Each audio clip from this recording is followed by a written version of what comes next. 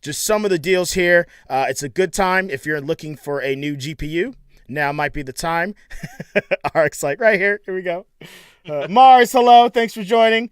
Good to hear from you. Good. Running stream. Well, I appreciate the vote of confidence, Jono. Love you too, man. So you can get an Xbox One X 1 terabyte for $399.99 for a $100 off value. You can get an Xbox One S Minecraft bundle for $199.99. That's also $100 off. You can get if you're in the market for a wireless console controller, it's a good time. You can get a Xbone wireless controller for $39.99, and you can get a PlayStation 4 DualShock 4 for the same price, $39.99. That's a good price because controllers are expensive, man. Controllers are expensive, especially wireless controllers. Like of the two, because what are they usually are? What's a PlayStation or a console controller go for? 60. Yep. A price of a game. It's like, do I want to get a new game or do I need to invest in a new controller? Like it's brutal, man. So I might just 45 and 60, yeah. Yep. So I might just snag one just because it's nice to have. I personally, I do think the DualShock 4s have a great battery life to them. In my experience, the Xbox One controllers, you've got to get the play and charge kit for one if you want to get a rechargeable controller because they don't come that way.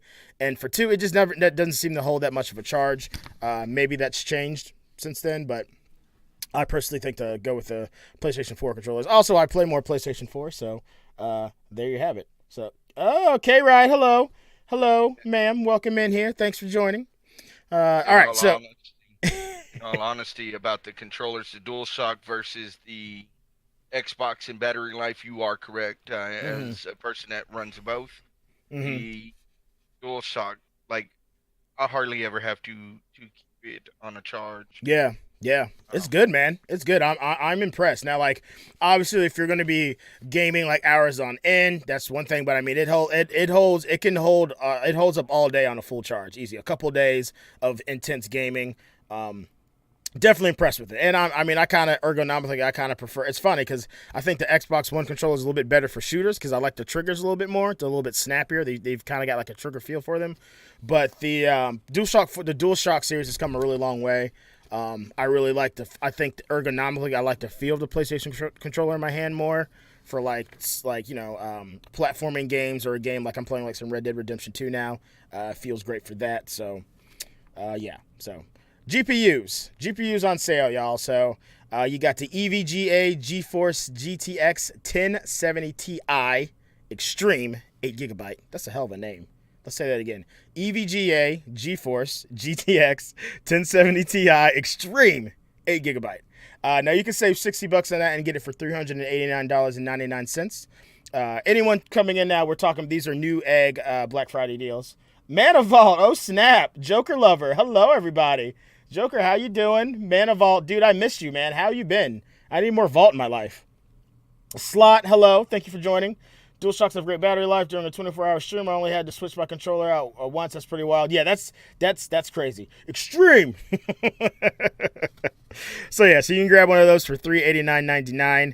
Gigabyte GeForce RTX 2080 Gaming OC, whatever that means. Also 8GB. This is one of the newer. These are one of the newer cards, of course. I didn't know this one was 8GB size as well. That one will net you $60 or $80 off for $749.99. That's expensive. Let's just get that right out there. And is it really worth it at this time? I don't think so, man. I mean, they're not even benchmarked that much yet. I mean, you've got to, you know what I mean? Like I would much rather spend the money on a last gen GPU that's been benchmarked and fully tested and pushed to its limit. You know what I mean? Versus, I mean, these things, I mean, it's not even going to be until like next year before they like really crack into these things. You know what I mean? And really know what these things can do, so to speak. Get under the hood. So, but hey, if you got the coin to spend, do your thing. And they got a couple of older ones here. The Asus GeForce GTX 1060 Dual. That's a 6GB GPU. That's $249.99, savings of $70. And this other one here is the Asus ROG GeForce 1070 Ti. That's $429.99. That's saving $120. So, damn. Or is that $20? That might be a typo. I think it's $120. I can't read my own handwriting. It's all right. Eddie, I've been out of town a lot lately. Hey, man, and do your thing, doing vault-like things. That's cool, man. I appreciate that. I just miss you. Battlefield 5 is the only game with RTX. That's right. The ray tracing, right? That's supposed to just make your eyeballs explode in your head or whatever it's supposed to do. And what I've heard is they're not going to be doing a lot of those games yet. Battlefield was one of the only ones. And right. Games are not ready to kind of push that right now because, like you said, one it's not even benchmarked. So exactly. And I mean that's straight marketing. Like, you know what I mean? I guarantee you, the GPU manufacturers approached EA. It was like, yo, like these things are on the horizon. Let's kind of work hand in hand and like maybe give you exclusive. You know, it happens all the time. Wheeling and dealing behind the scenes. So, all right, moving on here. So Prima, I think it's Prima Games, is shutting down. For you young bucks out there, there was a time when you couldn't just go to GameFAQs.com or just type in whenever you got stuck on a part of the game. Back in the day, you had to get what was called a strategy guide. Okay, these were books that you bought at GameStop or EB Games back in the day. You could get them from big box stores. No, but all serious, and Prima Games is probably the biggest manufacturer of those. They are officially going to close their doors. Spring 2019, they will be out of business. They're part of the large publishing giant DK. They launched in 1990, and they made their name releasing gaming secrets for the Game Boy and the Sega Genesis. I definitely remember strategy guides. I remember that was how you were able to get past stuff. If you're calling your buddy on the landline, and if he didn't have the game and he didn't figure out a way by it, Puppy! Hi, Puppy! Puppy alert, y'all. What is a book? I just got attacked by the dog. I don't know. It just came in. Hello. It is. We're officially now a 3-man crew now because we got the puppy. So, oh man, I had so many strategy guides. Yo, some of those strategy guides are thick. I remember I had a Final Fantasy one that was like a tome. This thing, it was like 3 inches thick. It was insane. So, beautiful dog though, Ark. What is he or she's dog's name? Your dog's name? Is it a boy or a girl? Her name is Charmed. She is my Charmed? oldest girl's. Yes. She's from like the TV show. So we just I remember that too. Yeah. That's cute. That's my oldest girl's dog, and she just likes to come in here and scare me out of nowhere and just run in here. Like, what's happening here? Let me check it out up in here a little bit. Yeah. I would just read them when I went. I would just read them when I went to the store. My mom actually bought them. Vault, you know what, dude? I was guilty of that too. I would go for the sole purpose, like, Mom, can we go to the store? Or she was on the way and I would tag along, jump to the part where I needed to solve it, lock it in the mental vault, and go home and beat it. So, but yeah, so they're shuttering their studios. Sneakier than that on that. I took my friend with me and made him write it down.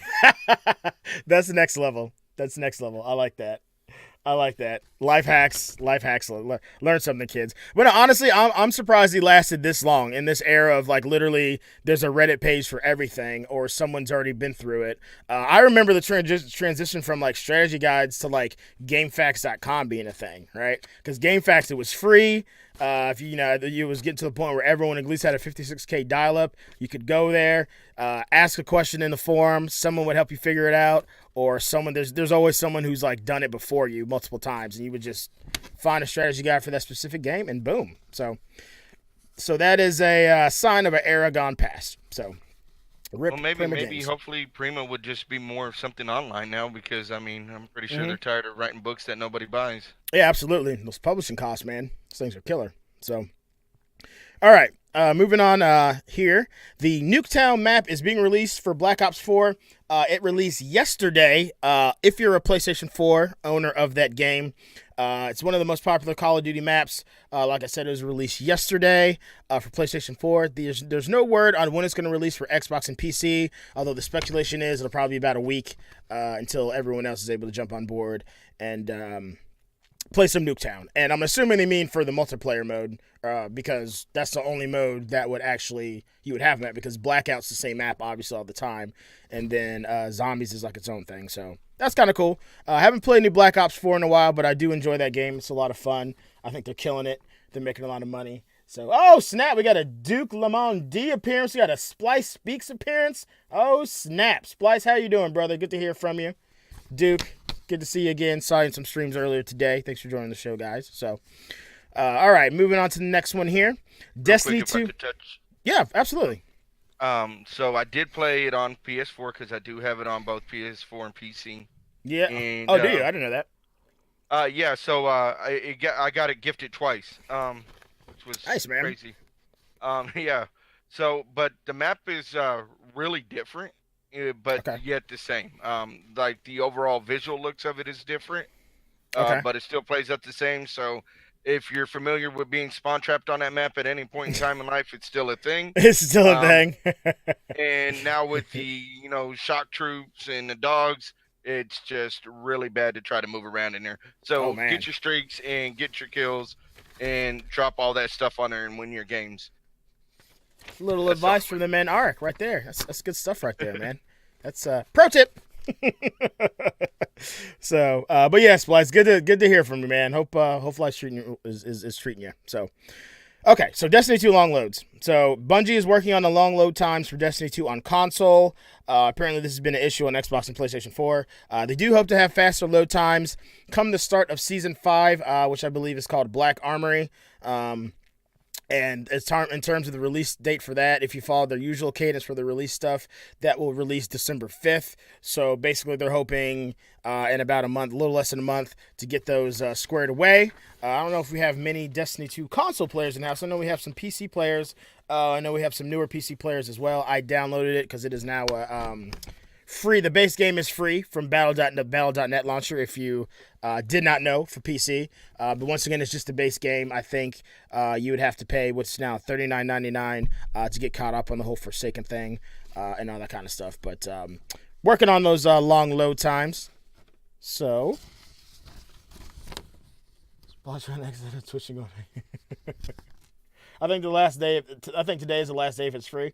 Okay, Vault, you might be right. I thought it was like the 18th, but it might be the 14th. I know it's definitely for a limited time, but once you download it, it's yours to keep. So if you haven't, I mean, it's a free game. Just if you got the hard drive space, go get it. You know what I mean? I did. Like, I don't even know if I want to play Destiny, but I'm like, shit, it's free. I'll definitely get that. So, all right. So let's talk Battlefield 5. All right, let's talk Battlefield 5. Are you gonna get Battlefield 5? I want it. I really want it, but right now I'm just not gonna be able to do it. But I played the beta, and I played the beta on PC. I didn't even play it on console. I played it on PC. Okay. And I loved it. I honestly loved it. Like it Battlefield for me is a love-hate game. Okay. Battlefield 1 was not one of my favorite choices the way that it was. Seems to be a common thought. Yeah, I was more like Battlefield 4 was my thing. I really had a lot of good fun with that game. And then when I played Battlefield 5, I mean, there was moments in the beta that made me want to like drop kick a teddy bear. Got you. But however, the game, other than the high CPU usage, the game was really, really nice. But of course, beta form, it was still not optimized. So hopefully that got kind of fixed. But a really beautiful game.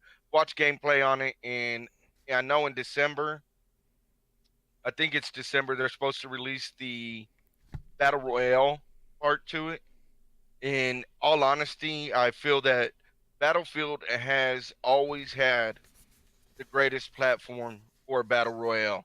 And you know how I feel about Battle Royales. That I do. It was I do. a teeth puller to get Call of Duty, and now that I have it, I actually enjoy the aspect of it, but I think Battlefield's going to blow it out of the water. Okay. And actually, we talked about this last show. For some reason, their Battle Royale mode doesn't release till March of next year, is when they're doing Firestorm. Is it March? It's March, yeah. I don't know why they're pushing it all the way back to March. I think it's a bit of a mistake, but yeah, it is March. But I do agree with you on the point that I think it's already built from the ground up for Battle Royale. They've always had bigger maps. They've always had high player counts. You know what I mean? It obviously has like the squad aspect of it. If you're talking about rolling in squads in a battle royale, I don't know. I don't know if I'm going to end up getting it just because, like I said, I took a chance on Black Ops. I really liked it. I don't know if I need another game that's very similar. I've also been a fan of Battlefield as well. I didn't play Battlefield 1. I think the last Battlefield I played was Hardline, which I liked, but I mean, it was weird, like cops versus robbers. I like it. Battlefield's a military game. game. Fun. It was. Like just having a cop car and having that song playing, that yeah. woo, Yeah. It was a lot more fun than I thought it would be. But, yeah. So, Rogue Dorito, what's happening, man? Thanks for joining. Hugh thinks Battlefield 5 is dope. Battlefield 5 is optimized a lot better, except when you use DirectX 12. Runs smooth, especially for early access. If you get a good squad or play with friends, it's a killer game. Someone needs a squad. Siege Trash Squad, Splice. See, if you need a squad, me and Eddie can use, gift it that game. And that's right. Eddie can play. Yep. Just gift that bad boy, Eddie Nines. I can put my battle tag out there, make that happen now. All right, so but it's really interesting what they're doing with the release of Battlefield 5 ARC, just in terms of how the game's actually releasing. So if you want to play Battlefield 5 early, the worst thing you can do is actually purchase the game. And I'll tell you why here in a second.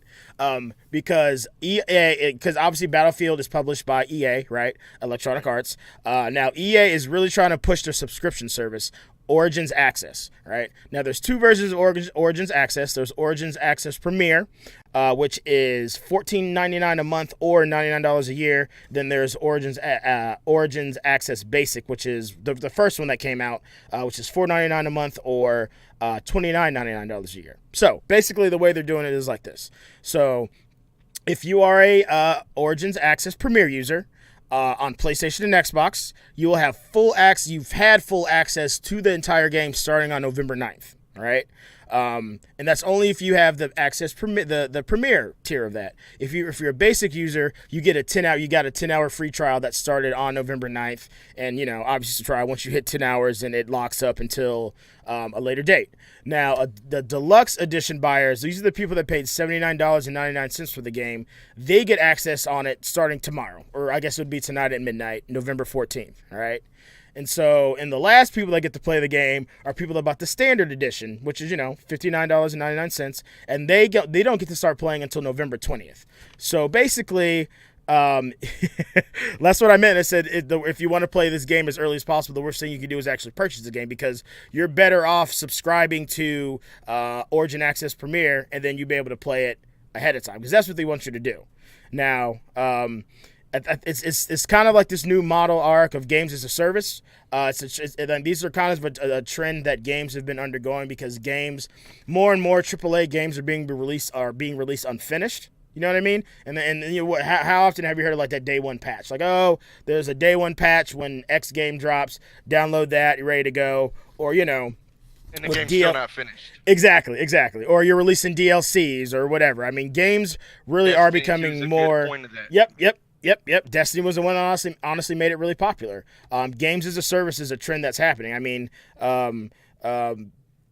you can name Siege is kind of a game like that, right? I mean, once you buy the initial price point in the Siege, there's season passes and there's other things, and they just kind of keep building on that initial base of the game. So, and I mean, EA's they haven't made it any secret they want to be a subscription service. They want you to sub, and if you're not going to sub, they want you to pay more. And if you don't want to pay more, then you're just going to be last to play. And that's just kind of the model they're taking. They're being really aggressive with it, making this happen. It's going to be really interesting to see if it does work out for them, though. So, do you feel that's a good marketing strategy? I mean, a lot of people, in my opinion, they want either like a hard copy of the game because they don't have the storage space, or digital. Right. Yeah, and I tend to be one of those people, because I mean, as games get more robust and larger, and the graphics and get better and all this kind of stuff, it takes up more room, And the standard right now is a dual layer Blu-ray disc, so that's about that's 50 gigabytes of space, right? So I mean, if you're looking to get a digital version of the game, if you've got 4 games, you're sitting on 200 gig. I mean, they're all around 50 gigs. That's 200 gigs of your hard drive right there. You know what I mean? And I mean, you are starting to see that 1 terabyte is becoming more and more of a standard for consoles, but I mean, that's still not a lot of space. You know what I mean? Right. So I'm not a big fan of it. I mean, I think $99 a year or $14.99 a month. I mean, that's not that bad of a deal. You know what I mean? And I'm sure But how many that's subscriptions do you have outside of exactly, that? exactly. For, And that was my next Hulu point. That's exactly what I was gonna say. It's like, but that's like, how many subscriptions are you gonna have at the end of the day? I mean, like I said, I've got Hulu, I've got Netflix, I've got Amazon Prime, I've got some people do Spotify, right? Yep. You know, and I could there's probably 5 more I'm not thinking of. It's like, yo, how many subscriptions do you need at one time? So I mean, I'm not the biggest fan of it. So Vintage Girl, what's up? People that are pushing, Xbox Games Pass so they can play like Sea Thieves on PC or State of Decay 2. Exactly. And then also on console. Exactly. Then, Absolutely. I commend them. PlayStation has it. Like if you already have consoles, so you're paying $50 a year for membership to your consoles, to be online. For those that are console gamers that are having to get games like Battlefield 5, and they're gonna have to get another $14 on top of that. Now, granted, that $14 in ways, like I can look at it 2 ways. One, it kind of saves money because it's $100 a year, right? Not bad, because you can play multiple titles off that $14.99. Exactly. But as are much those as you want. all titles you want? Let's look at Prime, for example. I got a fly flying around. I'm sorry. You're good. So with Prime, you can get some games off of it, right? I just got Overcooked, or Overcooked 2 or whatever from Prime. But some of the titles that they release in the Prime games are games that I will never play. Right. Exactly. Exactly. And kind of tired of spending money on not being able to get games that I would like to play. Exactly. We'll pitch you a sale. We'll put 1 or 2 titles that you like, but not all of them. And they kind of need to really figure their marketing, in my opinion. Agreed. I would absolutely agree. And the other thing, the other aspect of that too is, I mean, if I've got a game, if I went and I traditionally bought a game, and let's even talk about like if you bought a game the traditional way on PC, which is through Steam, right? That game is on your PC. What happens when the Origin servers go down, right? Or they take a crap? Then you're not gonna be able to play whatever, you're not gonna be able to stream or play whatever game you want that you're paying your service for, as long as they're down. You know what I mean? Now, granted, in this day and age, nothing's ever down or out forever, but I mean, it's still something to think about when, you're talking about paying for a subscription service for these games. One, are they even going to have a bunch of games that I want to play that are going to make me feel like I get my my $100 worth? And 2, like, what is the stability of Origins access? You know what I mean? Am I going to be able to play all the games nonstop? Am I going to have issues doing that? So it'll be really interesting to see, numbers wise, how many people ended up going for the Origins Access Premier to get early access versus the people that just went and buy the game the normal way. So a lot of people are probably going to jump on the deal because they're probably not going to, in all honesty, really sit back and put it into real deep thought whether it is or not. They're going to be like, oh, $14.99 is a lot less, and I'll get the game and I can play it now. Absolutely. A lot of people don't want to wait. They want they want it now. We're in a day and age where it's now. Yep. So right now, yesterday. I wanted it yesterday. Especially as content creators, we want now. Absolutely. So that way we can put it out there. Exactly. You want to be the first one to stream a game. Absolutely. Be some of the first people to get it on Twitch, all that kind of stuff. Absolutely. Very good point. I didn't even think about that, Arik. That's a very good point. So, saying hi to some new people. Oh, snap. Big Cheeseball raided with a party of 3. Oh, snap. Cheeseball, how was your stream, my friend? Thank you for the raid, brother. Appreciate you, man. Panzer. Panzer came and went. Thanks for coming in. Thanks for the alert, Panzer. Hope you have a good night, man. Breaking Games in here. Vintage Girl stopped in to say what's up. Hello, everybody. Thanks for joining. Thanks again for that raid, Cheese. All right, so next, I got a little video for y'all. Just Cause 4, all right? Comes out December 4th, PlayStation 4, Xbox One, PC. I've always been a big fan of this game. If you've never played a Just Cause game, you're missing out because this game is like a combination of Grand Theft Auto, Saints Row, in kind of its own shit you've never heard of. Like the main character's got like in like Spider-Man, he's got like a grappling hook. You can like ride rockets. You can like surf car. It's a ridiculous fun game to play. The fourth one, they want to amp up the ridiculous. They're improving his grappling hook. Rico is the main character's name. You can get instantaneous drops from a black market supplier. And one other thing here, and it just says tornadoes. So give me a second here. We are going to fire this up. And that's really loud.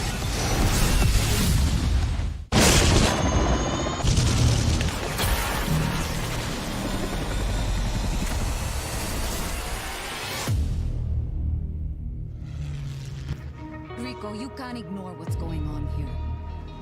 We need your help now. I'm not doing this again. It's already started.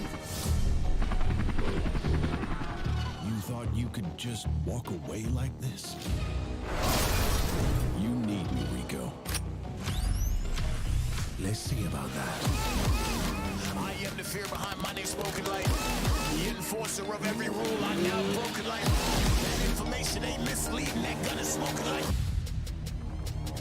Rodriguez, I don't care who he is or what he wants. We're nearly ready. Give him a taste.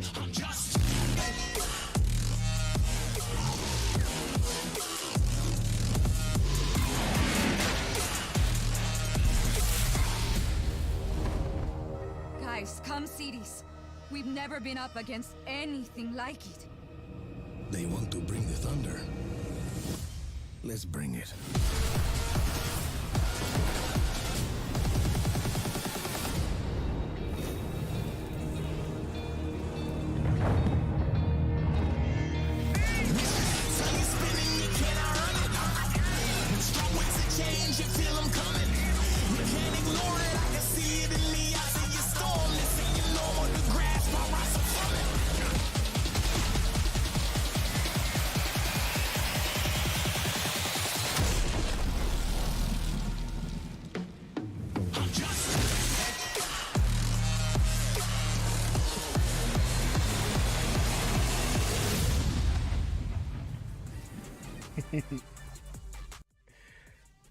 Just Cause 4. Yo, that was a dope ass trailer. Like that is trailer 1-on-1.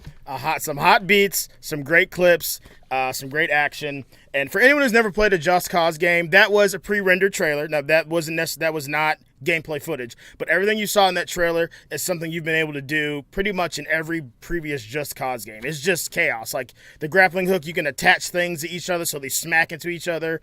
Like grapple hook, like a gasoline barrel to like an enemy or to like a car and cause an explosion. It's a lot of fun.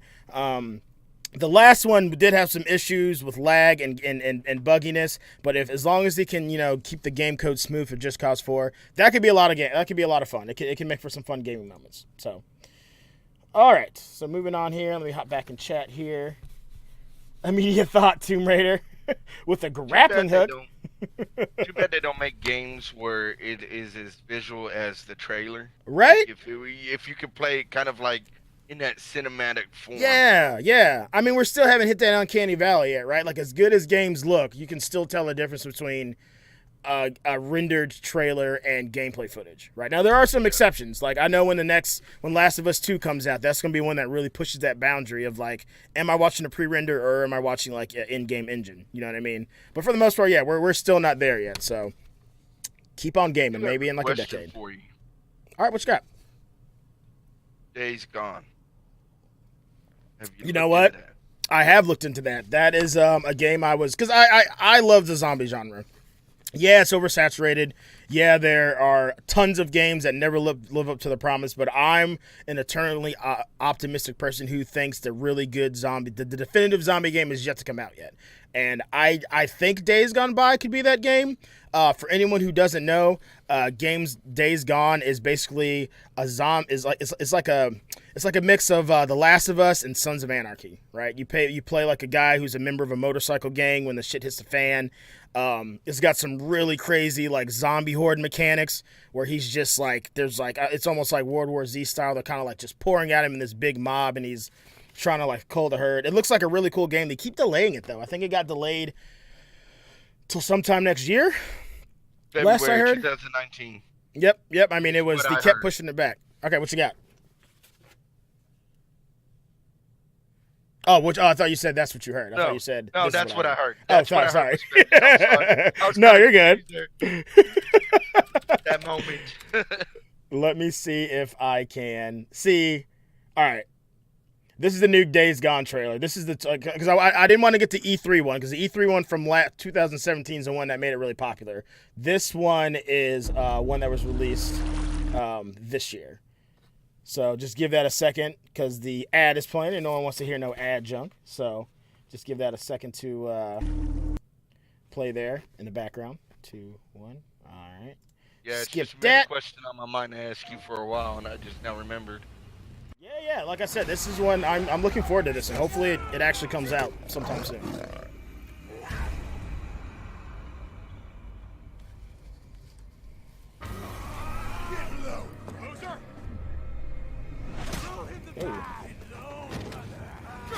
You or Boozer have a run-in with RIP the last couple of days? Why? One of my men escaped a Ripper camp, got tortured, like they always do. But this time they kept asking me if you knew about it. 2 bikers, 2 men. The Ripper called them mongrels. If you ask me, you got a price on your head.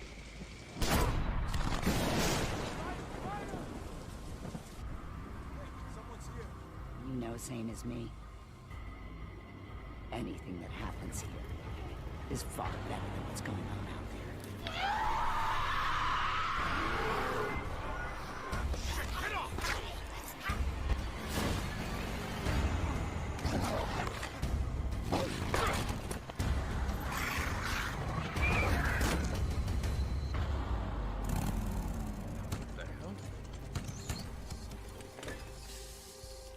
Perfect. Just perfect.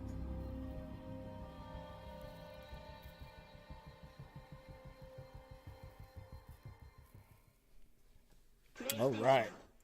Days Gone. Like I said, I think Eric said you heard it was pushed to February. Looking forward to that game. I'm glad you suggested that. That's one of those ones that everyone got really excited about at the time, but it keeps getting delayed and pushed back, and now it's kind of like the whole waiting game thing. You know what I mean? Hopefully it doesn't get pushed back again. Looks promising, so good suggestion. So, all right, moving on. Bye-bye Netflix on the Wii. For any of you guys that still use your Wii to play Netflix, your time, the end of days is quickly approaching. Nintendo is shutting down all streaming services for the Wii console, the original Wii, after January 30th, 2019. Netflix will no longer work. It's also shutting down the Wii Shop channel. You will also no longer be able to re-download any WiiWare. For anyone who doesn't remember or never had a Wii, WiiWare was kind of like really small, almost like indie titles that were like really simple titles that small developers could put together. So you won't be able to access those. And the virtual console titles that you bought, you won't be able to transfer to your Wii U as well. So come January 30th, they're pretty much just shutting the Wii down altogether, which makes sense. I mean, it's what, two generations ago for Nintendo? Because, I mean, they got the Switch now. They had the Wii U, and then they had the Wii before that, and like a million different versions of the 3DS. So rip original Wii with Netflix. So there's that. Moving on here, Xbox is getting keyboard and mouse support. The update for the Xbox today, November 14th, added keyboard and mouse support for select games. Right now, you can use a keyboard and mouse to play Fortnite and Warframe. They are adding support later this month for the games Bomber Crew, Deep Rock Galactic, Strange Brigade, Vermintide 2, and some other game that I wrote too small and I can't read it. So, of all those games, Vermintide 2 is the only one I heard of. That's kind of like, have you heard of that game, Ark? It's like Left 4 Dead, but like, Vermintide 2. do you have it? Do you like it? I honestly, it's one of those games that is like my go-to, just random, chill, go in there and just kind of kill stuff. Like just doing like dungeons and WoW, but just a little bit faster pace. Okay. And you know, have some fun with it. It's quite fun. It looks like it's a lot of fun. I mean, I'm a big fan of Left 4 Dead. I love that kind of co-op zombie, like like that type of game, and I've seen some streams on it. And it's strange. It's the only game I always get Steam alerts from when Vermintide events are active, and I'm like, why are you telling me this? Like, I always get like a little like a Steam alert just for that game though. So If you ever get it, let me know, and maybe one day we can sit down and run through it, because you got to find little totems and stuff. I haven't found Okay. everything. You level up your characters, and yeah. I run around, of course, with a dwarf, closest thing to a Viking I can get. No, of course. Now I expect nothing less. I expect nothing less. So, I mean, that's one of those. I keep an eye on it. If the next time Steam has one of its monumental sales, if that's at a good enough price, I'll probably snatch that up. So, All right, sounds yes, Rogue Dorito, cough, my mom. That's funny. I mean, hey, my kids still get a lot of use out of the Wii. I mean, they still rock. Twilight Princess. Not Twilight Princess. What is it? Was it? Yeah, it was Twilight Princess for the Wii. Yeah, whatever the newest, the latest Zelda was for the Wii U. They'll still do Wii Sports every once in a while. Donkey Kong Country. So I mean, there's still some people out there that use their Wii. It's not the weirdest thing. It's definitely on its way out though. So That's what my daughter wanted me to get her. was a Wii. And now that you said all this, and I know the only reason she wanted it was because she doesn't like how small the Switch is. Right. And she wanted to, and I told her, I said, well, you can have an Xbox or a PlayStation. No, I just want a Wii. So I went online, I found a Wii for $40, and I was like, okay, we'll get her one. Yeah. And now that you tell me this, I'm not going to spend the money because it's just not going Right. to be usable. Right. I mean, it's one of those they're slowly going to keep dropping support off for it. One thing after another. It's going to start with this, then eventually, they're going to start putting out updates and all that kind of stuff, and quietly they'll scuttle and go to the side. So, all right. Said that good consoles like that are going. Like, Yeah. I mean, I'm thankful that Nintendo's bringing back like the SNES and the NES, The classics, yeah. the classics. But man, I miss the good days with the good games. Yeah. You just spend hours. Right. You had your own LAN party because you just brought all your friends over with Cheetos, Exactly. Mountain Dew. Oh, and- LAN parties, man. Yeah. I had some baller Halo LAN parties back in the day in college, man. Just nothing but a room full of sweaty dudes, CRT TVs, and a bunch of Xboxes and some Ethernet cables. What was it, like Just- 16? You can hook up to Yep, 16? yep. Was it? Yeah. Yeah, we used to have tournaments, man. Just skipping class altogether. Those were the days. So, yeah. All right. So, what's up, Baggy? What's happening? Tennis is where it's at. Yeah, tennis ruins friendships and sibling relationships. My kids are like clawing and scratching at each other. No, the one that is more than that is sword fighting. Like sword fighting, it's like they get so into it. Like I get so nervous because if they like just turn like 15 degrees and they're gonna like start hitting each other like for real because they're just so fast and furious swinging that thing around. It cracks me up. So The one game that does end friendships, and I'm living proof, and I haven't ever talked to this friend ever since that 39, yeah, was Pong on the Atari. I beat my friend, old and he Pong. never was my friend again. He never talked to me. the original friendship ruiner. Yeah. That's great. Baggy, thanks for joining. Hope you had a good day. Haven't talked to you in a while. Everyone's going to PAX East, apparently. I will. I'm staying on your guys' couch. I called it. So tell your cats that Nines is, they got to share the couch with old Nines there. So, all right. So Smash Brothers. So Smash Brothers Ultimate doesn't come out till December 7th. Everyone in Twitch crew better be getting this game because we will be doing tournaments for it. Can't wait for this game. But it's already making contributions to the memeverse. So their newest ad just came out, and it contains no music. All right. So naturally, what the internet did is that they took this ad and they added their own music to it. Nintendo almost had to know what they were doing when they made this trailer. So what we're going to do is we're going to play a couple of versions. We're going to play the original trailer first, to kind of give you an idea of how the original trailer went. And then we're going to play some of these meme versions that people have already come with on the internet.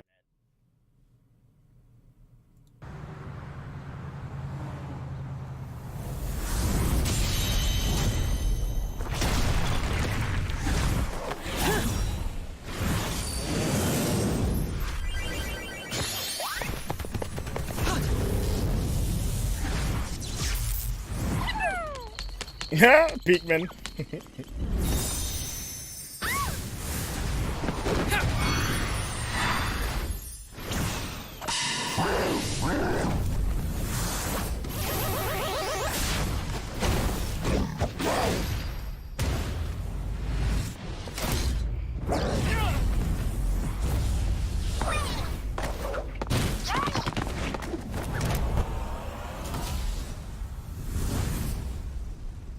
More fighters, more battles, more fun. Super Smash Bros. Ultimate, only on Nintendo Switch.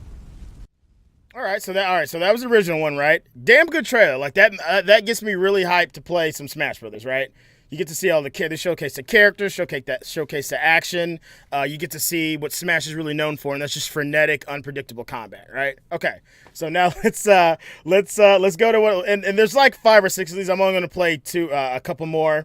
They did one with Celine's "My Heart Will Go On" from Titanic. But this one's this is the one. This is the one I wanted to play. This one's almost perfect. And this has got Queen. Stop me now. Stop me. 'Cause I'm having a good time. I'm a shooting star moving through the sky like a tiger, defying the laws of gravity. I'm a racing car passing by like Lady Godiva. I'm gonna go. There's no stopping me. I'm burning through the sky. 200 degrees is why they call me Mr. Fahrenheit. I'm traveling at the speed of light. I wanna make a supersonic man out of you. Don't stop me now. I'm having such a good time. I'm having a ball.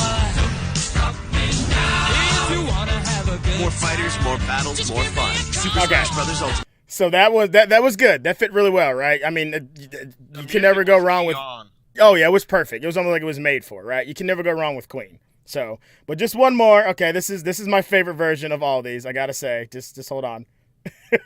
This is my favorite version.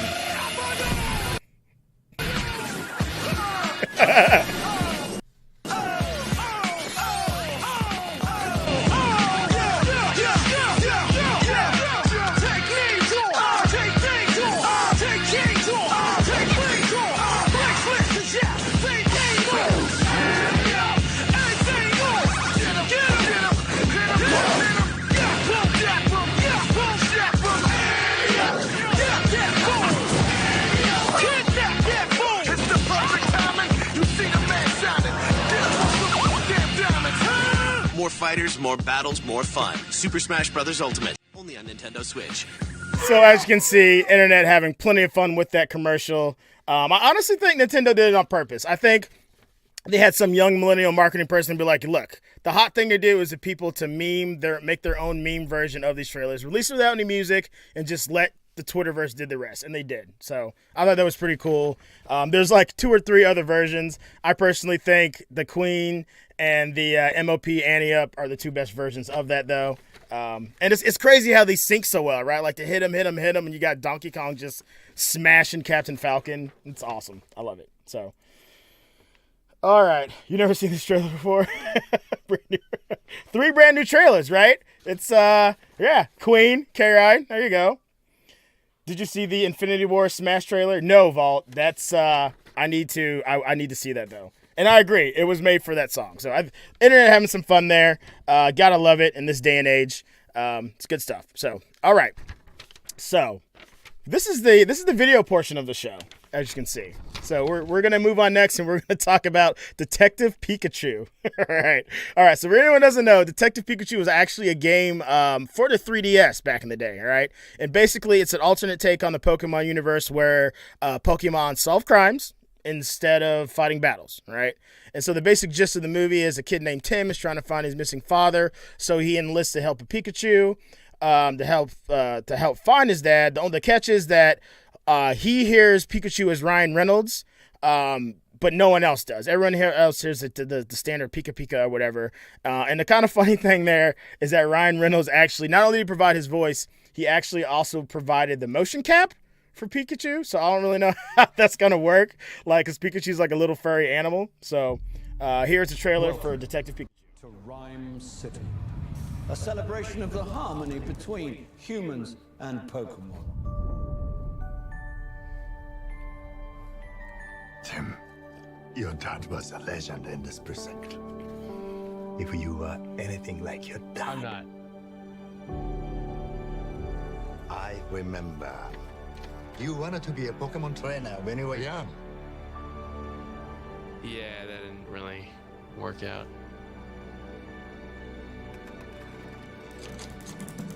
Someone there? Whoever you are, I know how to use this. Oh, jeez. Here we go. I know, you can't understand me, but put down the stapler or I will electrocute you. Did you just talk? Whoa. Did you just understand me? Oh my god, you can understand me! Stop! I've been so lonely! They try to talk to me all the time. All they hear is Pika Pika. You can hear him, right? Pika Pika!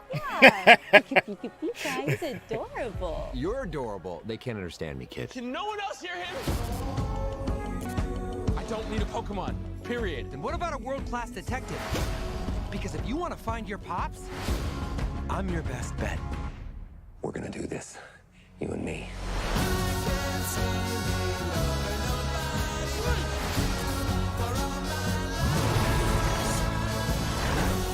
There's magic that brought us together, and that magic is called hope. Listen up. We got ways to make you talk.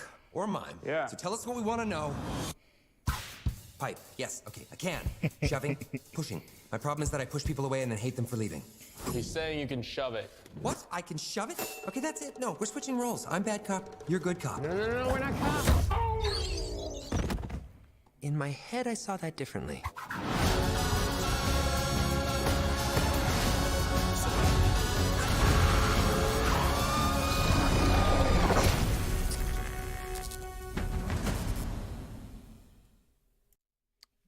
Detective Pikachu releases May 9th, 2019. And yo, I really want to see that movie. I'm not even going to lie.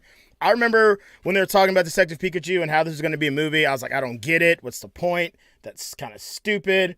But I actually looks really good. I think it's really cool to see live action versions of the different Pokemon. Apparently this has caused the internet. Everyone's flipping out on the internet because they said they made Pikachu with fur. Guys, he's a rodent. Why wouldn't he have fur? Rodents have fur. So I don't get it. So are you saying I'm a rodent because I got fur? I think we're both rodents because we both have beards. Is that the way that works? I don't know. Where are all the Eevees? Needs more Jiggly. Yo, that angry Jiggly on the table was like, yes. He is too cute. He is too cute. So cute with fur. Yeah, but am I off on this though? Pikachu should be furry, right? Jiggly, why is Jigglypuff furry? Right, I guess he's like an electrical rat, basically. Right? I mean, he's cute and I like him, but he's basically a rat. So like. Right? Pikachu should be. Yes, agreed. Okay, all right. I thought it was the only one. Did they want it to be more like Roger Rabbit or Space Jam being cartoonish? I don't know. Mice have fur confirmed. He's not a rodent. Jono, he is a rodent. He's referred to as such several times in the series. Pikachu's a rodent. He's got the nose. He's got the little mouth. He's a rat. I mean, he's not a rat, but he's in the rodent family. He's like a cousin. Him and rats are cousins. So... but no, that looks cool. It looks really cool to kind of see like a live action version of all the classic Pokemon. Charizard actually looks like a dragon type. That's pretty cool. So yeah, all right, moving on. So Eddie, real quick. Yeah. Just in case I don't know if this is in your notes, and I don't want to jump ahead if it's in. No, man, go ahead. What you got? But so another game is also being released to console to PS4. Mm-hmm. It's already on, Xbox, but just in case anybody out here doesn't know about it, and then PUBG is being released. I did have that. I did have that. You know what? Okay. No. We'll talk about that real quick since you brought it up. Yep, it is coming December 7th, the same day that Smash Bros. Ultimate comes out. Funny enough, that had to be a planned move by PlayStation or by Sony, I should say, to try to steal some of that thunder. But yeah, man, almost a year after it comes out for Xbox One, it's releasing for PlayStation 4. We touched on it a little bit last week, how there was rumblings and some rumors that it would release, and they made it official this week. So, same price, $29.99, and you will get 2 skins for pre-ordering that. So, if you feel like for some reason you need some PUBG in your life, and you don't already own Black Ops 4, hey. Right? Like, why? Like, is there a bit late at this point? Like, it's fun. Well, what it is, I think PUBG's like, oh no, we got real competition now. We got to do something. And it's still, I mean, in all honesty, I feel PUBG is still far, far broken. Oh, absolutely, absolutely. I've got people that got it on console and they're like on Xbox and they're like, "Oh my god, this is so horrendous." I was like, "Try it on PC; it's just as bad, if not worse." Yeah. So how is it gonna pan out for PS4? Yeah, man, and it's like you said. I mean, and a few shows back we talked about this whole fix PUBG thing that PUBG Corp has started. Like they had like 4 or 5 main points of how they want to fix the game, make it a better game, all that kind of stuff. And that's all well and good, but guess what? Black Ops 4 came out damn near perfect. They barely had to. They're tweaking it like you always do, tweak a game as the meta develops. But that game, when it dropped day one, it was a beautiful, smooth thing of beauty. And like that's. Who cares about the PUBG? only thing they failed on delivery was full optimization on PC, and they admitted to that, and hopefully they'll get that worked out. But it is. But I've seen that they are working on it because the game, their little patches here and there, you can see little minor things, not so buggy. The CPU rate is actually lessened some, but they are going to get it down to where it's supposed to be. Like Siege, I think, runs like 45 with everything that I have running, 45, 50 CPU. Right. And I'm at 65, 70 right now with Black Ops with minimal open. So by that time, it should be back down to 45. Hopefully. Yep. Absolutely. And we got an ongoing discussion here about the Pokemon. Everyone is confused about Jigglypuff being furry. See, here's the thing. I feel like they went through a couple iterations of Jigglypuff trying to get it right. And I feel like with Jigglypuff without the fur, they were getting like a skinless, like a hairless cat thing going on. Like, it should be cute, but it's really creepy as shit. So I feel like that was the decision to end up furring Jigglypuff. This isn't going anyway. The OG Jigglypuff supporters will hold strong. I know you guys will be vigilant with this and having them fix Jigglypuff. I'm just kidding. And Jono, shout out to Jono, who is like the only person who's actually excited for PUBG on the PlayStation 4. Jono's going to be murking fools left and right when that drops. I love you, Jono. All right. So we're going to talk about a game, Anthem. Ark, are you familiar with this game at all? Have you heard of Anthem? I am so overhyped for this game, and hopefully you're going to be touching base on one other game soon. I'll write it in here so I don't speak it early. Okay, all right. But Anthem is everything to what I've seen by far so far. What Destiny should have been. Yes. I was going to say that. This game just when I watched it, the first trailer of that game when it was first brought to us, I think in E3, right? Is when they released. I almost fell out of my chair. Now, you guys look at me. I'm a big boy. If I fall, it's going to hurt. But that game was bringing me to my knees. And I was like, I want it right now. I was the whole, like, 2018, I want it right this minute. Give it to me. I need it. Yeah. And take my money. Yeah, so if I have to sell my wife to a band of gypsies to buy this game, don't tell her that. Right, give me the coordinates so I can make this happen. Yeah, so definitely. Yeah, man. And like everything you said, it's like Destiny, but if Destiny, everyone had a suit of Iron Man armor, you could fly everywhere. Like that's already. Screw having a ship. You can fly yourself because you're essentially it's like a combination of Titanfall, Destiny, and like Iron Man, basically. So EA and BioWare, they are the publisher and developer. They've been dropping info on this. So there's 4 classes you can play. For anyone who doesn't know, there are 4 classes. It is similar to Destiny in the sense that it's a co-op. Online like type of shooter, but instead of having it's a 4-person co-op instead of a 3-person co-op. And so the mechs, like there's 4 classes of these mechs, right? That these suits that you wear, and they're referred to in the in-game lore as javelins, right? And you've got 4 classes of javelins, right? You've got the Ranger, which as you can probably assume, is an all-around class, right? It's the one that you get first. It can use any weapon that isn't a heavy weapon. They are essentially kind of like the master, the jack of all trades, master of none. But the developers have said that the Ranger class is going to have some in-game potential as well. So it's not going to be a class that You play initially, and then you drop as you get some of the other classes. The second class is called Colossus. This is the warrior. This is the warrior type, kind of like the tank. You've got the Storm, which is the magic user, and then the Interceptor, which is the agility kind of speed class. All right. And I actually have the release on their website. They have an Anthem website, and they have like a small video that details each of the 4 classes. So we are going to check that out right now. Kind of like MMO classes. Yeah, man. Yeah. So That's we what I are going like about to start with the Javelin class, or I'm sorry, with the Ranger class.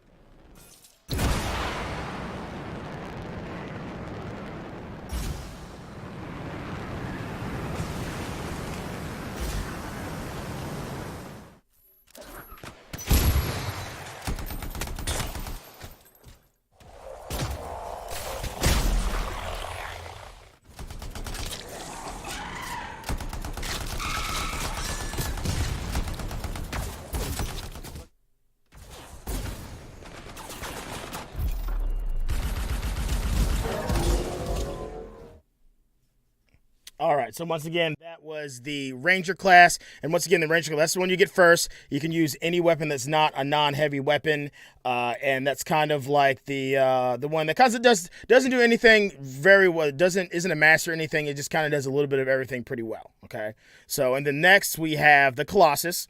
The Colossus is kind of like the tank class. It's the only class that can use heavy weapons, but it can't use pistols or submachine guns. They are actually restricted to exclusively using heavy weapons or some version of there. So let's just check out the video for this.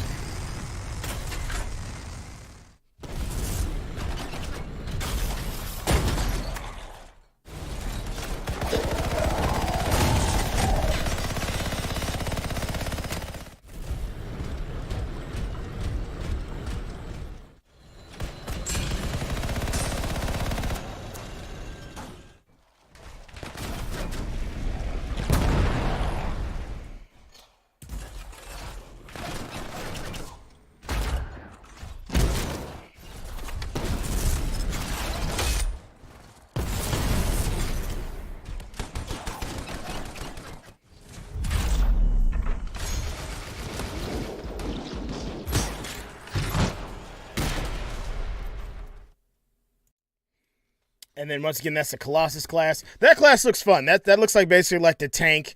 I think the analogous character, and if we're comparing this to Destiny 2, would be the Titan, right? Frontline dude, soaks up damage, deals damage, that sort of thing. So then next we've got the third one here is the Storm class. Now the Storm class is the magic user, right? This is your stereotypical glass cannon, as they call it, right? Deal high damage but have low health, essentially. Basically like kind of like the Warlock class in Destiny. So let's check out the video for that bad boy. And he's got a cape. Yeah, baby, capes.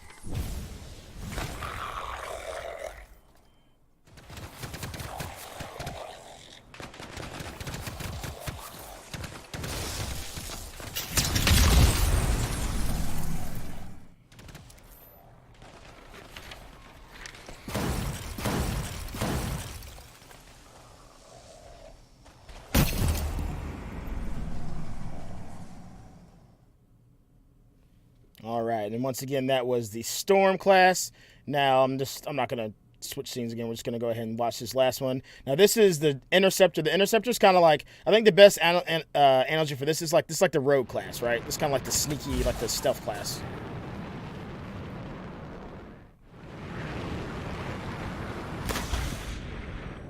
Yo, underwater water environments, what?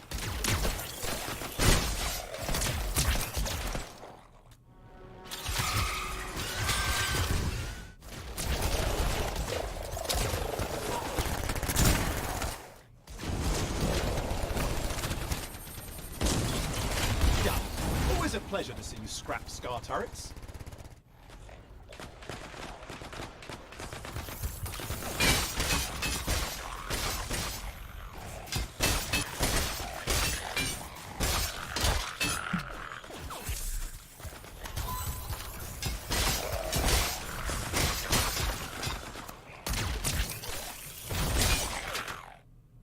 Ooh, ooh.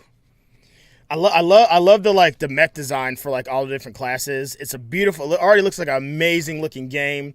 It's not supposed to be out until February 22nd, 2019 is the current launch date. Hopefully that holds.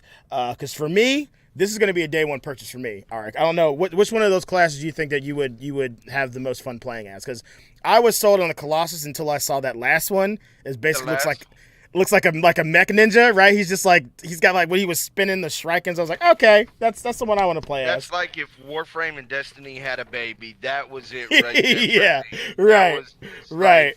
Yeah, I was like, all right, yeah, that last one, same. That's the same thing. The game looks so boring, like we're watching them play. Watching them play test abilities to see they work. Baggy's already feeling the threat, feeling that little heat on his neck that Destiny 2 is going to get a little competition because Baggy's got stock in Bungie. I don't know if he actually does, but he loves him some Destiny 2. Joker, this game is called Anthem. So, yeah, this isn't like a trailer or even real gameplay right now. I agree.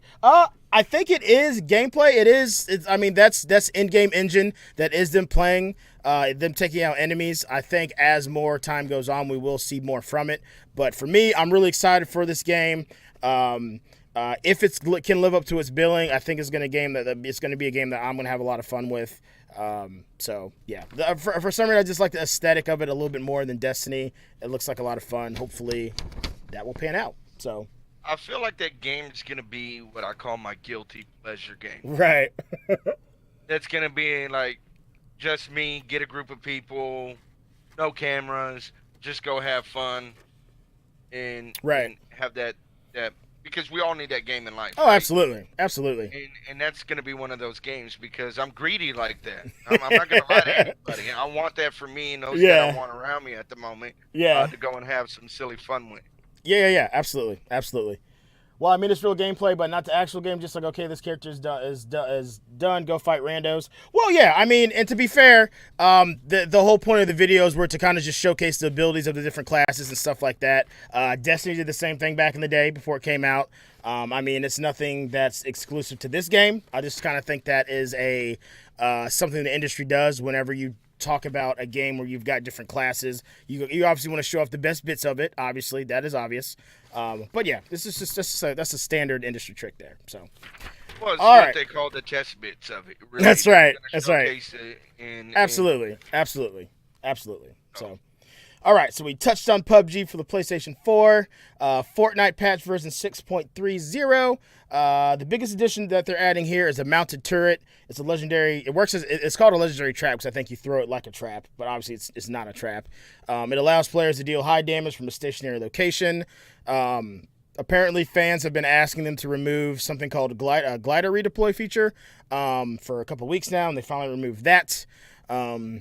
The other biggest notable thing about the update is that the food fight limited time mode is live. 2 teams try to destroy the other's mascot. Each mascot is housed within like a restaurant on each team's specific side of the map. There's like an invisible barrier until a few minutes go by, which will allow each team to construct barriers to protect your mascot. Obviously, the goal being to knock those barriers down and destroy that mascot, and whichever team destroys the mascot first wins. So Fortnite always, trying to mix up ways to keep the game fresh, bring new people in, stuff like that. This does seem pretty interesting. How popular it'll be, I guess we'll see. So. Turrets sounds like a dumb patch. Yeah, glider redeploy is out. Everyone taking fall damage. Yeah. So, and like I said, I'm not a Fortnite player, so that didn't really mean anything to me. So thanks for clarifying that. So. Yeah, I'm in that same boat. Yeah. I deleted Fortnite like 6 months ago. Sorry to anybody that plays Fortnite. I love you nonetheless. I'll watch you play it, but I do not play. Right. Now, see, I deleted PUBG. I haven't deleted Fortnite for some reason.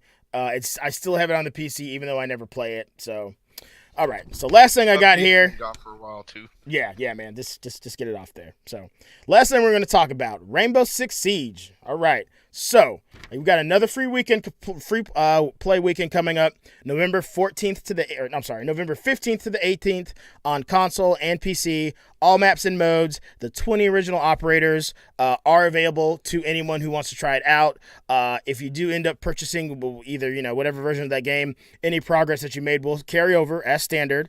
My advice to people out there would be to stay away from the free play weekend, and this is why. The free play weekend attract, and I'm sure it's like this with when a lot of other competitive PvP games, when free weekends come out, all the trolls roll out. You'll get highly ranked players that create Smurf accounts just to troll new players.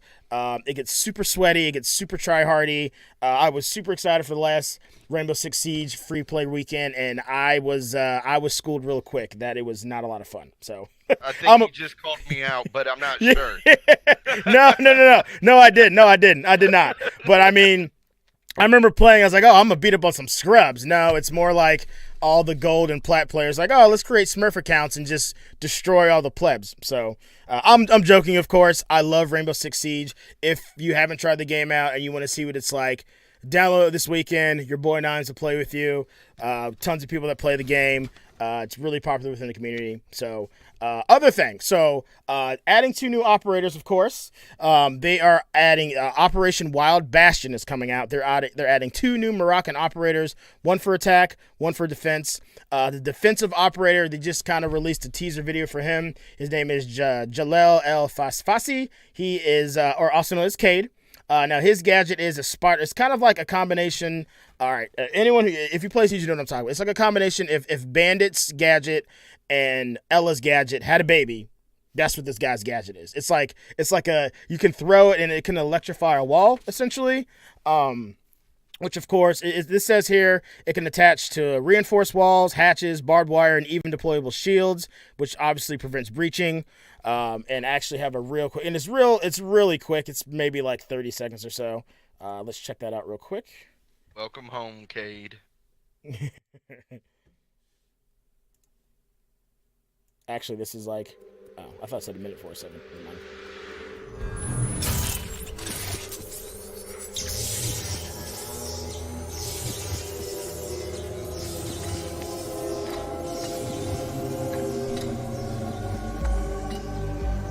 Come, break your back against a mountain. Yeah, he looks like Maestro's daddy. He looks like an old version of Maestro. It's like Granddaddy Maestro. Just no Cam, thankfully. Yeah. But Musi, hello, Siege. Yes, someone had to say it in caps. I was almost disappointed I wasn't going to get anyone to say it. But yeah, so and the way they do this, so that was just released. Later this week, they'll probably release the operator trailer for teaser for Nomad. You can actually find it on Reddit. I was gonna go and pull it, but it's really poor quality. I'll probably just save it for next week's Crew Talk. And the pair will officially be unveiled this weekend at the Rainbow Six Pro League Finals. That's typically when they release, whenever like the new season starts. They usually do it there. They've got the timing out perfectly. I'm really excited, man. I don't know what you think about it. Ark, you're a big Siege player as well. What are your first thoughts just seeing? Well, obviously, we don't know the details of how his gadget works, but just from the description I read and what you saw in that teaser video, what do you think so far? What do you think he's gonna? How do you think he's gonna play? I'm liking the idea of it. It's time, because see, one of the biggest issues that they did in Siege that really hurt was Ella's recoil. Yeah. But her ground mines are so beautiful. Yeah. And now having a kind of a ground mine that's electrifying and helps stopping some of the speed rushes, and being able to give operators a chance to defend. I'm really liking that. And maybe it'll help stop Maverick from always cutting little peak holes. Yeah. Well, that's what I want to know. I want to know, does this counter Maverick at all, right? Because so far, we've already got someone that can electrify walls in Bandit, right? And because Maverick, he's got that torch has got a 2-meter distance, right? So he can still blow holes in an electrified Bandit wall, right? He can still put holes in a muted wall, right? Because it's a mechanical device. It doesn't have any electricity. I mean, we can sit here and talk about how some of the devices are powered by electricity when they shouldn't be, but the point is the way it works in the game, his blowtorch can surpass those things. The thing about the Grizmots is that they don't cause damage, just disorient you, which can make for some really nice traps. This is kind of like, I'm curious if you can throw it at enemies and you can like tase them. You know what I mean? Like I'm really curious what like kind of out of box thinking is for this. Well, Well, I mean, you can throw a ground mine from Ella and hit them, and it'll blow up when it falls and Right. disorient them. So I'm pretty sure Right. that it may have some factor. Right. And then my next question is, can this be taken out by Thatcher's EMPs? Because if so, like, how effective is it going to be? So I'm really excited for these new operators to come out. I may have to go download the test server again so I can test spin those early like I did with Clash and Maverick when they came out.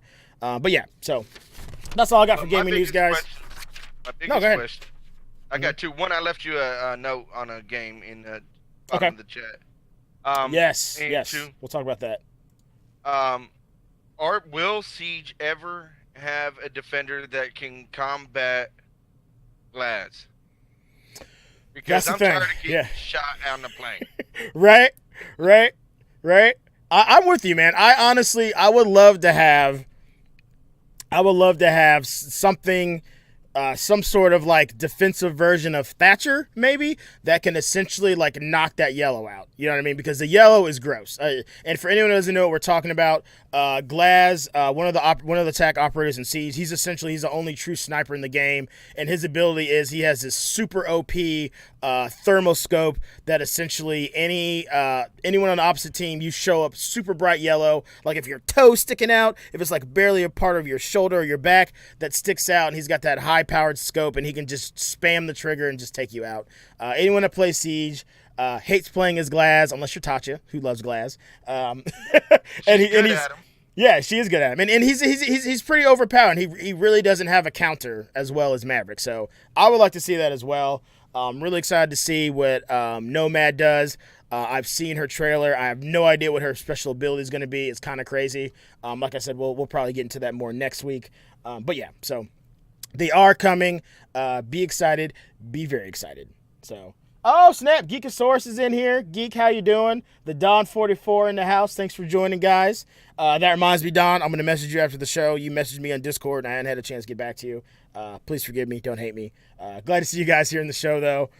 So before we move on to my man Arik here, we do want to take 2 seconds to talk about and give some congratulations once again to this week's featured member, who is the real Darth guy. Golf clap, the AKA Mr. Transition Master. Very cool guy. Of course, he was on the show last week. Very cool guy, very helpful, very cool to hang out with. So we have a video here that we're going to do that's going to show him off, and let's watch it.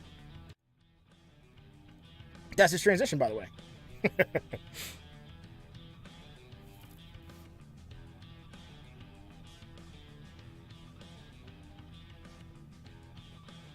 How many apples grow on a tree? Boom! Yes! Yes!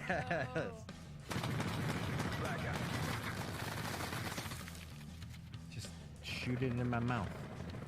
Oh, I did. That's literally. I just said that. Yeah, that's what I said. All of them. Wow. Wow. Wow.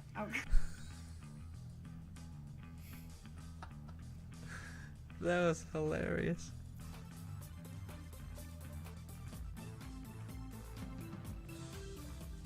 Oh, snap. Scratch, scratch. Love that transition. Oh, that was awesome. That's our first win, just the two of us. Got it. Look at that. And we did it on stream. How many apples grow on a tree? And I already told you. Tick tock, tick tock. All of them.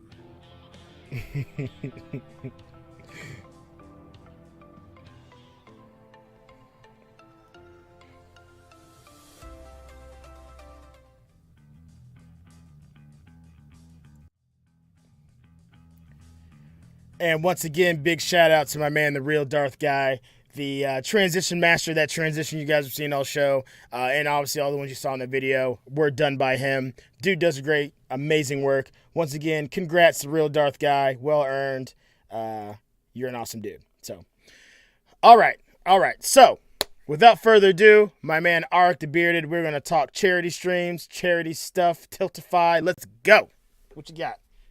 All right, guys. So it's been brought to our attention on Twitter. A few of you guys were curious about how to start out doing charities. I know charities are a great thing.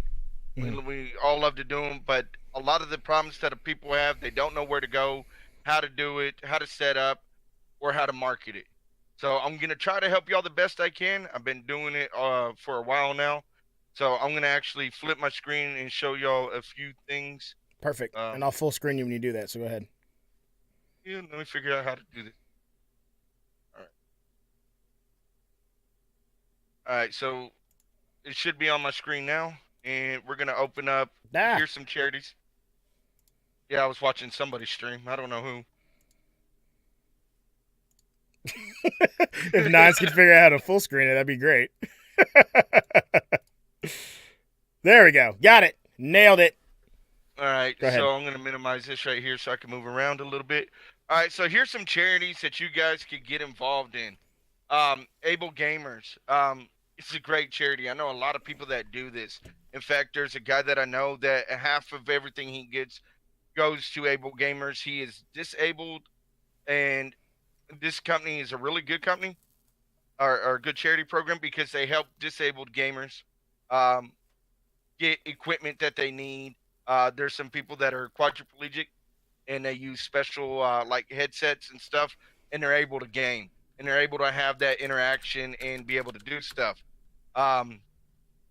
Here's just a few that I do. I do Mission 22. And the reason I'm showing you these web pages is the first thing you want to do is you want to go get your info from any one of these pages. You want to know about them, their programs, the anything. There's like how you can contribute, memorials, how you can join, things about in the about section, the organization, how to contact them, information that's going to be vital to your stream. Next thing you want to do is you want to look up and you want to open up a Tiltify. You want to already have everything pre-planned. So first thing you want to do is know the charity you want to do. First and foremost, whatever charity it is that you want to do, make it something that is heartfelt to you, something that you're passionate about. Don't go just jump in and say, oh, hey, I want to do a charity for this and kind of come out bland about it. You want to bring that hype. You want to bring that energy because you're trying to help people. And you need to find one that's going to be close to you. That way it's more passionate. People want to hear that side of it. So you want to open up and, go to Tiltify. Now with Tiltify, you can select campaigns. You can create a new campaign. And it's got a list of charities. Game Changer, American Foundation for Suicide Prevention, Save the Children. You can go through here and there's a ton of charities in here. I mean, I can spend all day scrolling, but I'm not going to waste y'all's time with scrolling. Y'all can get in there and find what y'all would like. Now, one of the issues that Tiltify has is that when you create a campaign, and we're going to create one, let's just go ahead and walk y'all through it. So we'll do one for Call of Duty Endowment because I do a lot for veterans and stuff in Call of Duty Endowment. I play Call of Duty, so it kind of works out. Well, we'll go back because that one's kind of got two different things. Let's do St. Jude's. All right, so we'll go to St. Jude's and we'll do St. Jude's Play Live. This is one of my favorite things, and I'll show you all why. I did a lot for St. Jude's on my other campaign title under my former name, and St. Jude's is such a beautiful place to work with. You can do individual, right, or team when you do this. And so I'm going to just set up right now individual. Campaign name, we're going to do, let's just do TC. And it's got a URL right here. Okay, so we're going to go ahead and we're going to name it Against Cancer. Give it that. All right, so now I got enough text in there that it'll let me go to the next section, right? It'll ask for your date. So we're going to just do it like this right now. 11/14 to 4, because I have one that runs yearly. And we're going to set your goal. Now, here's the biggest issue that everybody has. I want to raise money, but I don't know how to raise. I don't know how much money to raise. Well, let me be honest with you. Don't come in here and put, let's go 10,000. Right. Because honestly, guys, in reality, we're not going to hit 10,000. Right. So good starting, $250 because you can double that, you can triple that. in the amount of time. Go to your next section, fill out all your info. It wants an address line, you know, all this stuff. I'm not going to put my personal information in there. Sorry, guys. But we will just put some fake address in here. We'll just do it in the United States. And we'll just select a region. And we're just going to go, I want to go to Alaska, guys.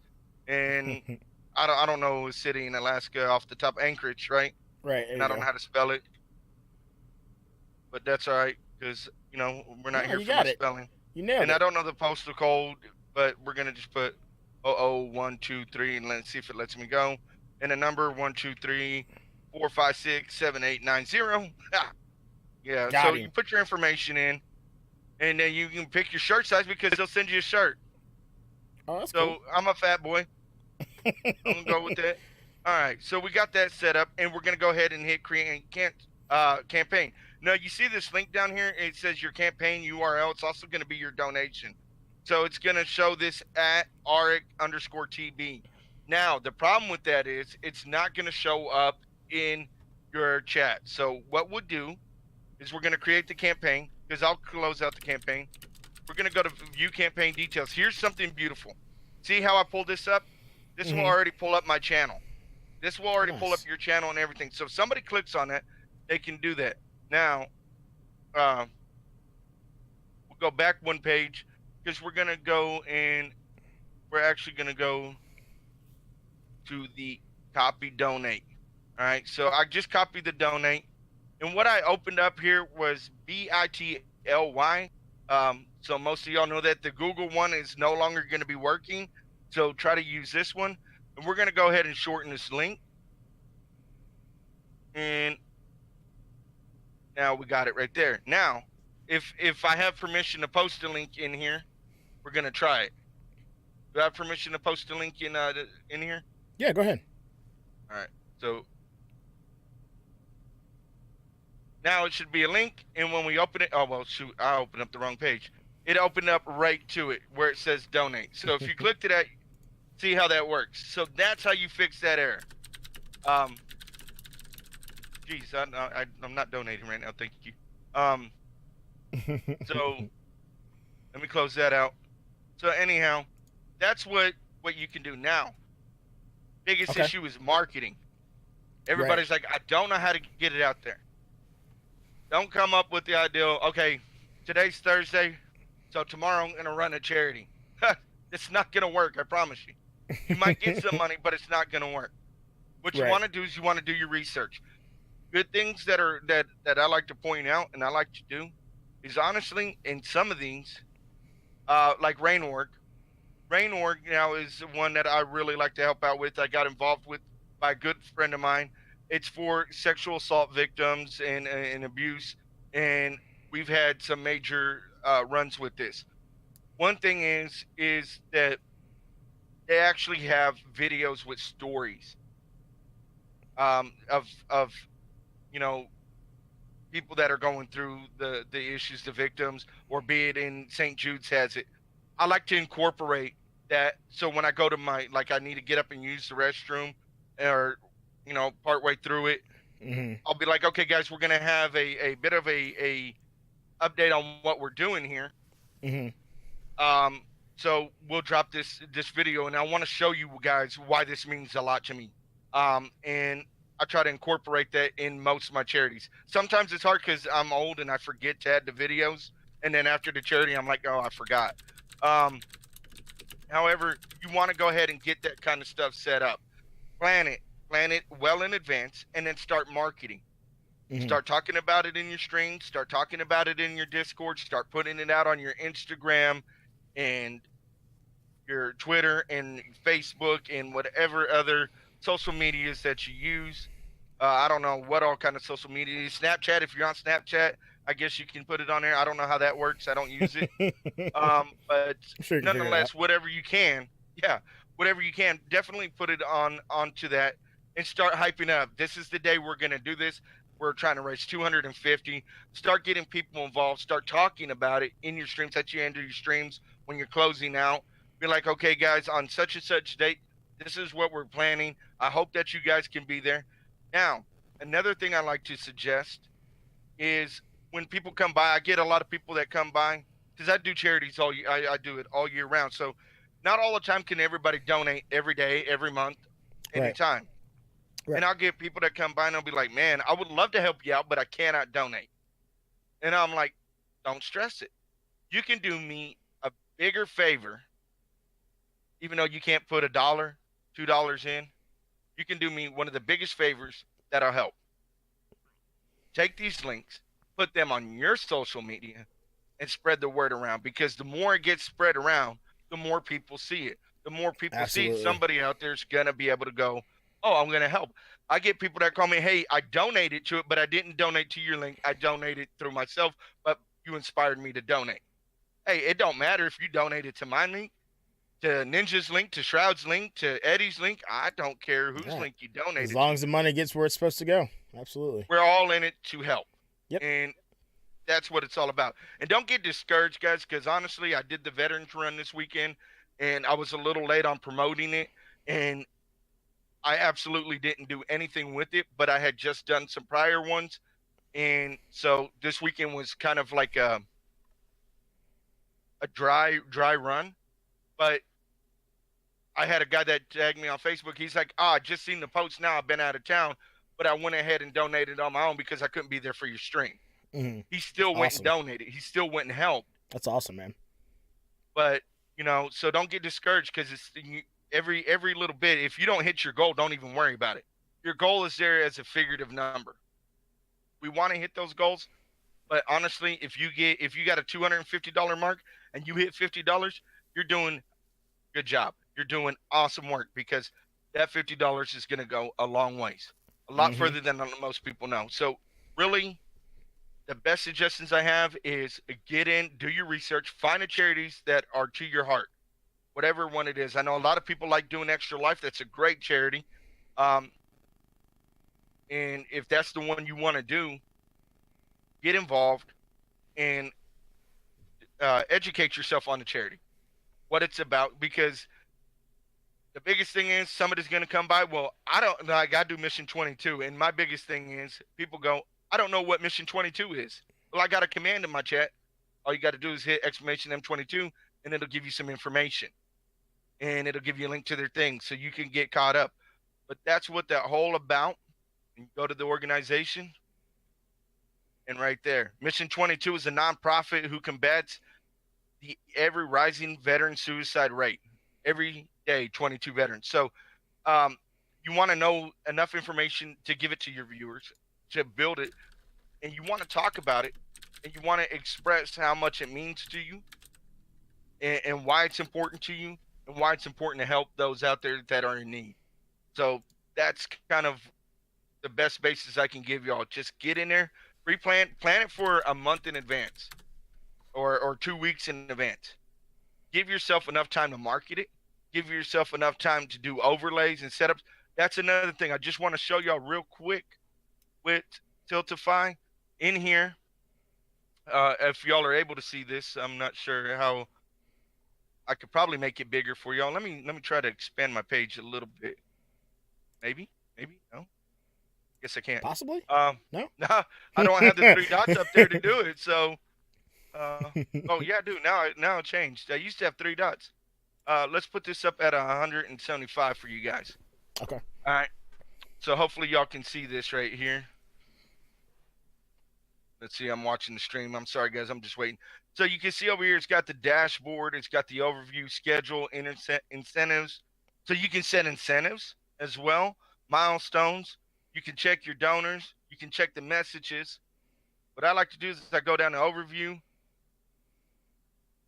full width overlay. Now this right here is such a beautiful thing. Why? Because once I copy this, I drop this in my OBS, and at the top of my OBS, I have the donation bar, which brings me to another page I got to find somewhere on here that, got all the pages open. Yeah, see all these pages. I got a lot of Twitch crew up here I'm watching, and they're hosting out other people. So they're on those lurks, man. Always working. Yeah. I love it. So we're gonna open up my deal here, and we're gonna go to donation API settings, All right, or not API integrations. I'm bad. Integration. So you see, I got Tiltify already in here. Mm-hmm. You go ahead and add that in there. And go to your alert box, and you have it right here. Boom, and it even Make pops sure- it up there on the widgets. That's so easy. I love it. Yeah, and then all you do is just make sure that you just enable it. Let's just go ahead and go. Extra Life has already got theirs up there. Tiltify's right here, so we'll open it up. You set it up how you want it. Make sure it's enabled. Save your settings, and it goes into your alerts.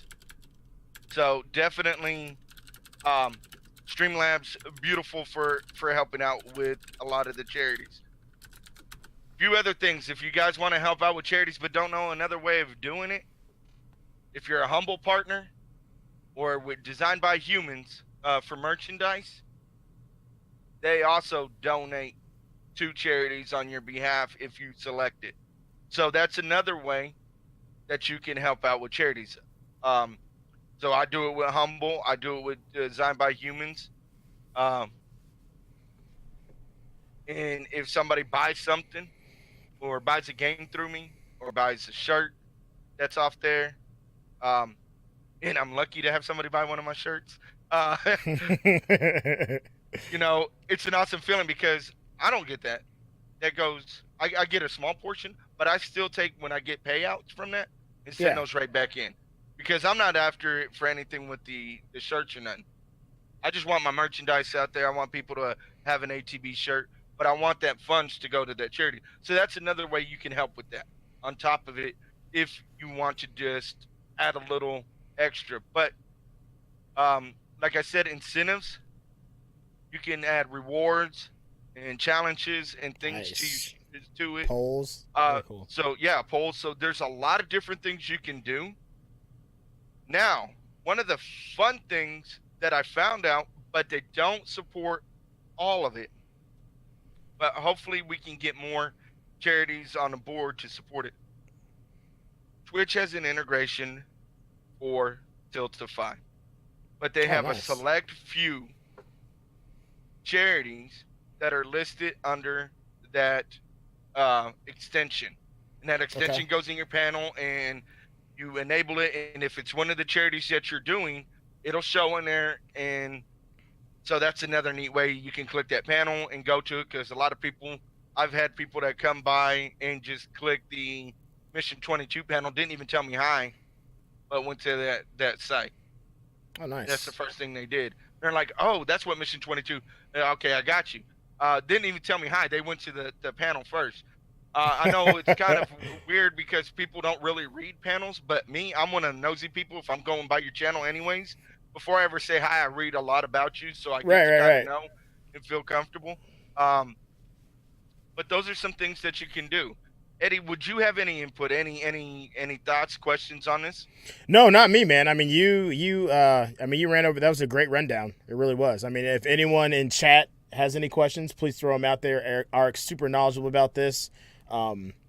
Great job, man. I mean, I'm surprised at how easy it is. It's pretty streamlined, you know what I mean? Which is awesome for us as content creators and streamers, you know what I mean? If you want to do a charity, it looks like most of the hard work's done. You just gotta, like you said, pick your charity, get to overlays, get the links going, all that kind of stuff. But right, wow, and I never had the issue with the link, and I emailed them, and I was like, I'm having issues with the link because it used to not have the app person in there. Mm-hmm. You used to just be able to select it, but now with the app person, it's a HTML kind of class setting that Twitch doesn't allow. And they were like, oh, well, here's 2 places you can go. And then I went to the Google one, and they were like, well, we're closing down. And I was like, all right, well, Bitly it is. Right. And being able to just go in there and drop that link and transform it and add it to my bot, add it to my, for timers, and have that all preset up. Now, one other thing real quick, guys. I did talk about the team thing, but this is such an amazing thing. I really want to touch base.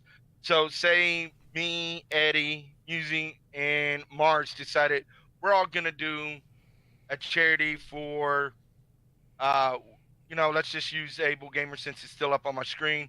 And we want to do it together. So we all get together and we're like, we want to do a team charity stream here. The 4 of us, we're going to do it. How do we do that? So when you go to, oops, I just closed out the page. Okay. Well, I do that all the time. So let's just open up right here. And so, under the start a campaign, I'm going to just go ahead and go to my dashboard here and see. Y'all can notice I didn't raise nothing for the VOM this holiday. Mhm. But that's all right because it was raised outside of the time, and that's fine. You can go in here. You see it says individual or team. Now, team campaigns raised. Now, we can create a team campaign. I can invite them to come in. Now, that one bar that I showed y'all, that URL bar, to make it easy on everybody will get the same exact one. So say me, all 4 of us are going, and all of a sudden somebody comes in at Eddie's and they drop $200,000. I would probably fall over dead, but hey, let's just say it happens. But all 4 of us are streaming, right? All 4 of us are streaming. All 4 of us are about to get that alert. All 4 of us are about to pass out because we just got hit with that. It's a team effort. So it doesn't matter who's getting, whether Eddie gets the 200,000, Music gets the 200, and I get 0 for donations. It doesn't matter. We're all in a team and we're pushing it. That's awesome, The man. good thing that's going to happen, and I'm just going to touch bases with this, because when we do this off of CADGAR. So we have all 4 streams up. But with the squad streams coming out in 2019, that's going to be a game changer. And that's going to bring the ante up on this. Yeah, and it's going to be a make huge your game changer. Charities. Yes. Absolutely. So if you're doing charity streams like that, it's really going to help because all 4 of you are going to be listed together. You don't have to add the CADGAR and do all that. It's a little time consuming with the CADGARs. You can have all that done. All 4 of you playing the same game. We're playing Dead by Daylight. And we're all doing this charity stream together for the weekend. And, we're on our schedule. We set our schedule because when you go to your campaigns, let's see, let's open this, just show y'all real quick. You campaign, dashboard. And we go to schedule.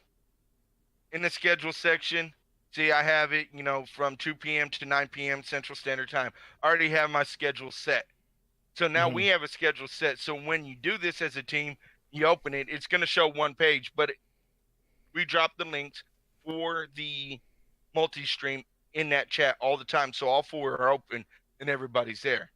And that comes also with the promoting. So, but it's really neat. So if that's something you guys want to do, definitely check it. Nice, dude. I'm being able to speak charity, having some knowledge. Yes. Thank you, K. Ride. I was trying to read up on chat. I'm sorry, guys. I'm bad because I'm reading on another monitor. You're good, man. You're doing good. That's all I have on charities, unless anybody has any questions on it. And yes, they did say that we'll add more, but they also said in there that if you're a charity and you want to be added to that list, you need to contact them. So I am trying to contact like Mission 22 and a few other charities and tell them to contact them and be put on that list. Hopefully they'll hear my plea for it and acknowledge it and put themselves on that list so I can actually use that extension. I would find that might be advantageous later on. Awesome. Well, hey, Ark, thanks so much for giving us a breakdown, man. That was awesome. Oh, no that was problem. awesome. And Sorry it took so long. No. Oh, God. Sorry, I actually put myself up on the screen. I didn't want to do that. No, it didn't take long at all, man. I mean, that was super informative.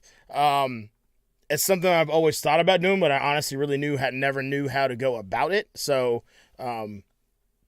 thanks for giving us a breakdown. And if I ever do, I'm gonna come to you with questions because I mean you're like Mr. Charity, which is a Eddie face. Sorry, but yeah, man. So that's pretty much the end of our show, guys. If you guys have any questions or anything you want to talk about before we get off here, I did see your message. One game I did want to talk about before we get off, Cyberpunk 2077. That game is going to be a game changer, man. Like I I am going to literally not play anything else when that game comes out because it's as much as I love The Witcher 3, and The Witcher 3 is a great game. It's one of the best open platform, open world type games out there. I love the aesthetic of the kind of like Blade Runner futuresque like kind of vibe a lot more. And I'm really going to be digging this game when it comes out, dude. I am super pumped for Cyberpunk. I think it's going to literally 160 playthroughs on The Witcher 3. You got 106. How many? 160 wow. playthroughs on The Witcher 3. Wow. I That's really insane. love that game. I've played Witcher 1, 2, and 3. Great series. Great series. And being that CD Projekt Red is behind this, I'm behind them. Yes, absolutely. 100%. Yep. Same. It's going to be a game changer. Like they have another game coming out, too. Something Lost Land or something. Oh, really? Are they're developing too? That's crazy. I've seen something called the Lost Land or something on their webpage. Let me see. And was there new Cyberpunk news? No, Vault. We were thinking of big games that are on the horizon. Since he brought up Days Gone, and that's another one that we're both really excited about. I just want to bring it up. I don't think there's been any new news on it recently. Do they even have a release date for that? It's going to be sometime next year. I don't think there's. It's 2019. I know. Okay, yeah, it's definitely 2019. I don't think we know when in 2019, but that's one I'm really looking forward to. PUBG PS4 will be a game changer. Get it right, Eddie? No. No, I guess Jado? It's already out, but it's called Promised Land 2018. Okay. I don't know what it is, but it looked different. But and that's by CD Projekt Red? Yeah, I'm on their webpage because they do all this stuff. They did the Thronebreaker game, which is part of the Witcher game. It's pretty neat, like Gwent. See if I can find out a little more on Cyberpunk real quick.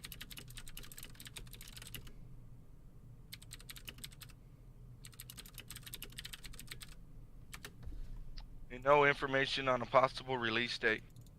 Okay, and I didn't think so. I think it's still very much like they're like, oh, it's 2019 for sure.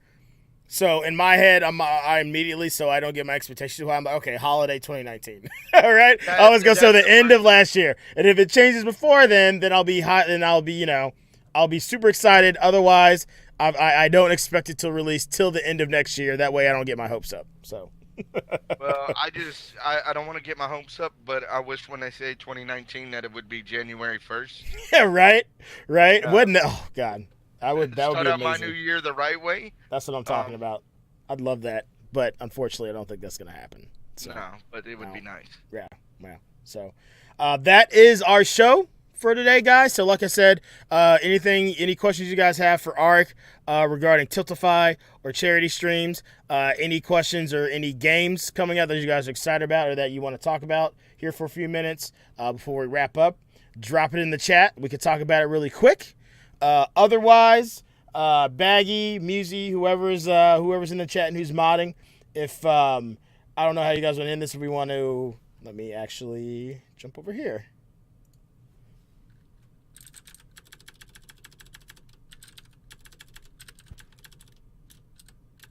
I can't type. Raid ambush. It's ambush. Raid ambush.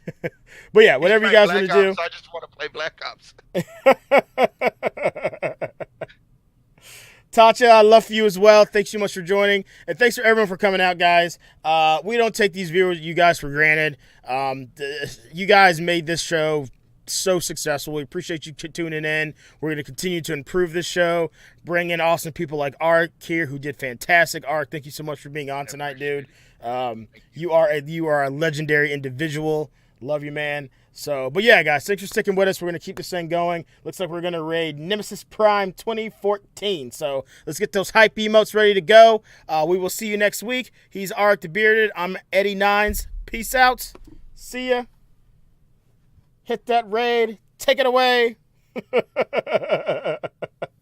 Hey, Vault. Thanks for being on, man. Lady Eds, I love you too. Take it easy. Jono, have fun when PUBG plays, comes out. You'll be like the only dude on the map. Here we go. And we go.